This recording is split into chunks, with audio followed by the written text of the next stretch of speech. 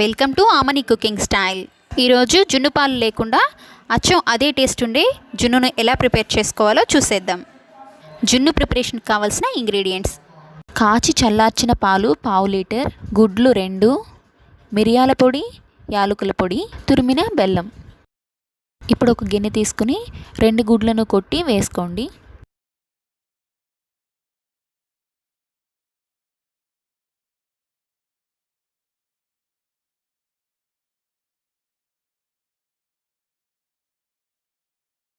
ఇప్పుడు ఈ 2 గుడ్లను ఫోర్క్ తోటి బాగా బీట్ చేసుకోండి.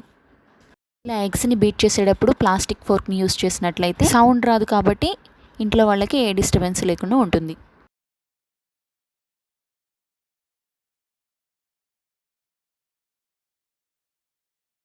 ఇలా నురుగుగా వచ్చేటట్టు బాగా బీట్ చేసుకోండి.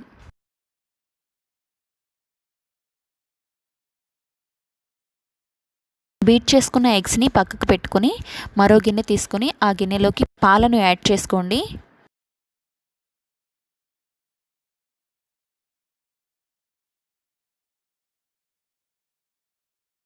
తర్వాత తురిమిన బెల్లాన్ని కూడా యాడ్ చేసుకుని బెల్లం కరిగే వరకు స్పూన్తో కలుపుకోండి. ప్యాకెట్ పాలు తీసుకుంటున్నట్లయితే ఫుల్ క్రీమ్ మిల్క్ తీసుకోండి, ఎందుకంటే పాలు ఎంత చిక్కగా ఉంటే జున్ను అంత బాగా గట్టిగా గడ్డలాగా వస్తుంది. కాబట్టి చిక్కటి పాలను తీసుకోండి. ఇక్కడ నాకు ఫుల్ క్రీమ్ మిల్క్ ప్యాకెట్ దొరకలేదు, నార్మల్ మిల్కే తీసుకున్నాను, కానీ బాగా కాచి చల్లార్చిన పాలు తీసుకున్నాను.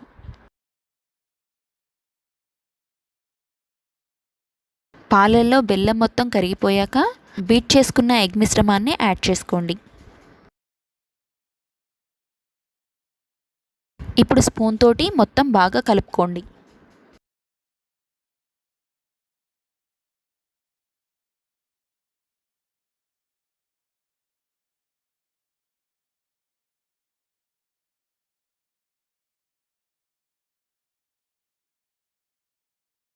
ఇప్పుడు యాలకుల పొడి, మిరియాల పొడిని యాడ్ చేసుకోండి.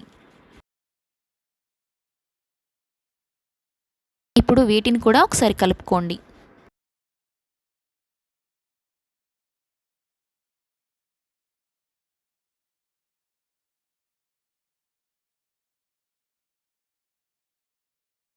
ఇప్పుడు కుక్కర్ తీసుకొని కుక్కర్లోకి 1.5 గ్లాస్ వాటర్ని యాడ్ చేసుకోండి.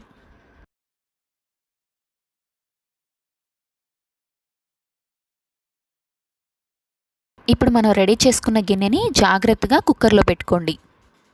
ఇప్పుడు కుక్కర్ మూత తీసుకుని రబ్బర్ పెట్టి కుక్కర్కి మూత పెట్టుకోండి. కుక్కర్కి విజిల్ పెట్టకండి. విజిల్ పెట్టినట్లయితే ప్రెషర్ ఎక్కువైపోయి వాటర్ అంతా పొంగిపోయి గిన్నెలోకి వెళ్ళిపోతుంది. కాబట్టి కుక్కర్కి విజిల్ పెట్టకండి. 20 మినిట్స్ తర్వాత ఇప్పుడు ఒకసారి మూత తీసుకుని నైఫ్ తోటి చెక్ చేసుకోండి. ఇలా నైఫ్ తోటి చెక్ చేసినప్పుడు నైఫ్కి ఏమీ అంటుకోకపోతే జున్ను రెడీ అయిపోయినట్లే. ఇప్పుడు ఆ గిన్నెను బయటకు తీసి చల్లారాక డిమోల్డ్ చేసుకుని సర్వ్ చేసుకుంటే చాలా టేస్టీగా ఉంటుంది. ఇలా ఒకసారి ట్రై చేసి చూడండి, మీకు నచ్చేస్తుంది. ఈ రెసిపీ మీకు ఎలా వచ్చిందో మీ ఫీడ్బ్యాక్ని నాకు కామెంట్ చేసి చెప్పండి. ఈ రెసిపీ మీకు నచ్చినట్లయితే లైక్ చేసి సబ్స్క్రైబ్ చేయడం మాత్రం మర్చిపోకండి.